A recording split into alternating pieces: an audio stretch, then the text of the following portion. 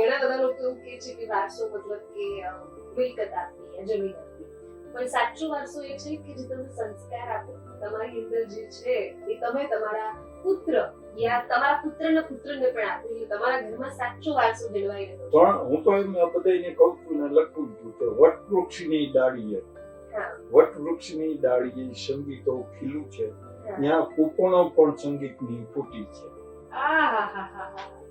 વટવૃક્ષ કહેવાય ને, અમે બે માણસ શોખીન સંગીતના અને અમારા બાળકોમાં. અને બીજું હું એક અત્યારે યાદ આવ્યું એટલે કહું કે ઉઠે જો આગ પાણીમાં, હૃદય ઉઠે જો આગ પાણીમાં પછી તે ઠારવી સાથી, ઉઠે જો આગ પાણીમાં પછી તે ઠારવી સાથી, મૂકે માધા સમંદર પછી ફરિયાદ શું કરી? તમે ફરિયાદ નથી કરી શકતા ને કે ઉઠે જો આગ પાણીમાં પછી તે ઠારવી સાથી અને મૂકે માધા સમંદર પછી ફરિયાદ શું કરી?